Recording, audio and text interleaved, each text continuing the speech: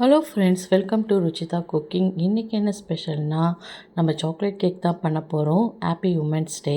2 முட்டையை எடுத்து நல்லா பீட் பண்ணிக்கலாம். சர்க்கரையும் போட்டு நல்லா கலக்கிடலாம். பாலையும் போட்டு நல்லா கலக்கிட்டு தயிரும் சேர்த்து நல்லா கலக்கிக்கோங்க. அப்போ தான் நம்ம கேக்கு சாஃப்டாக மாய்ஸராக இருக்கும். வெனிலா எசன்ஸு அந்த மூடியில் இருக்க அளவு ஊற்றினாவே போதும். லைட்டாக ஜென்டிலாக அந்த விஸ்கு வச்சு நீங்கள் பண்ணுங்கள். ஸ்பூனில் கூட பண்ணுங்கள், பீட்டர் வேண்டாம்.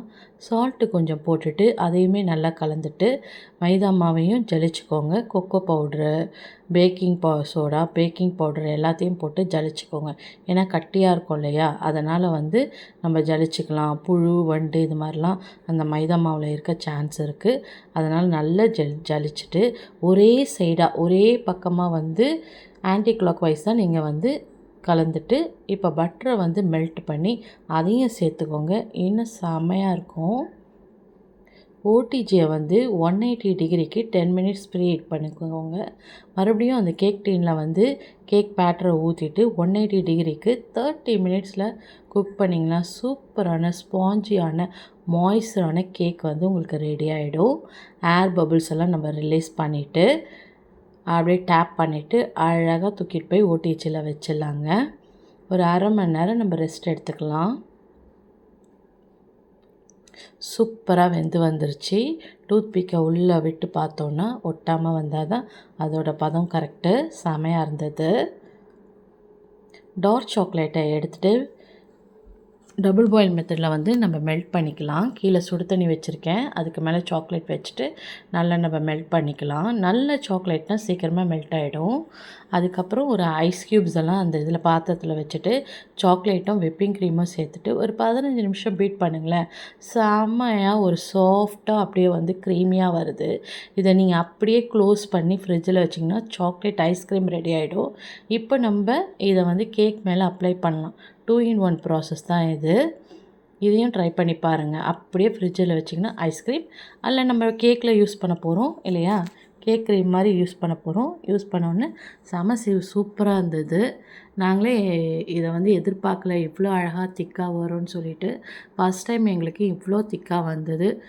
ஐஸ் கட்டி கீழே வச்சதுனால மேபி இப்படி வந்ததா என்னன்னு எனக்கும் தெரியல.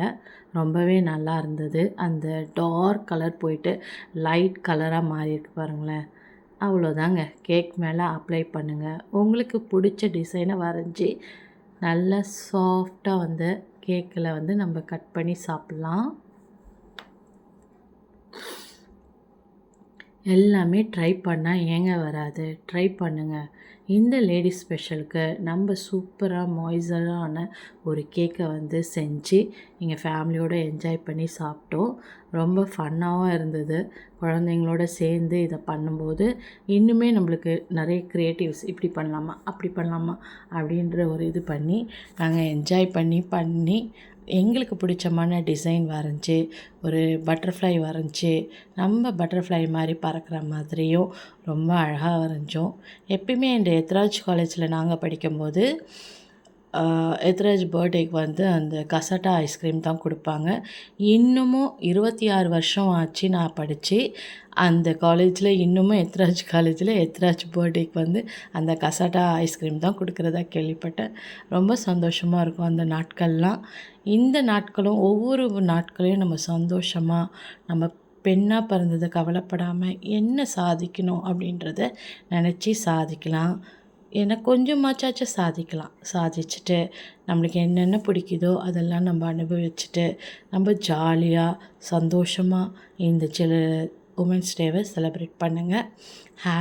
Once again happy women's day. இது எங்கள் பாப்பா தான் வரைஞ்சாங்க. அவங்க டாக்டராக இருந்தால் கூட இதை பண்ணணும், இதை செய்யணும் அப்படின்ற அவங்களுக்கு தாட் நிறையவே இருக்குது. அவங்களுமே இதை ட்ரை பண்ணாங்க. ருச்சிதா குக்கிங்கில் ருச்சிதா வெறும் ஐடியா தான் கொடுக்குறாங்க. அவங்களும் சில டைம் வருவாங்க, நிறைய பண்ணுவாங்க. எங்கள் 2 பசங்களுமே இந்த யூடியூப் பண்ணுறதுக்கு ரொம்பவே சப்போர்ட்டாக இருப்பாங்க. நம்ம குழந்தைங்கள நம்ம தாங்க என்கரேஜ் பண்ணணும், வேறு யாருங்க என்கரேஜ் பண்ணுவாங்க. ரொம்ப சந்தோஷமாக போச்சு. பாய்.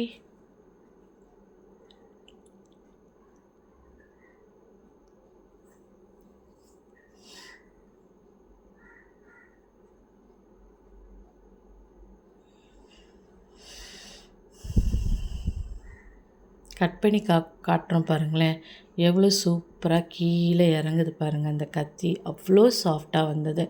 தயிர் ஊற்றுனதுனால கொஞ்சம் மாய்ஸ்சராக இருந்ததோ என்னவோ, ஆனால் இந்த வாட்டி ரொம்பவே நல்லா இருந்தது. இந்த கேக்கை நாங்கள் சாப்பிட்டுட்டு ஃப்ரிட்ஜ்லேயும் வச்சு சாப்பிட்டோம். எப்பயுமே கேக்கை ஃப்ரிட்ஜில் வச்சா ஒரு மாதிரி ரஃப் ஆகிடும். ஆனால் இது உண்மையிலேயே செமையாக இருந்தது. செம சாஃப்டாக மாய்ஸ்சராக இருந்தது. ட்ரை பண்ணி பாருங்கள்.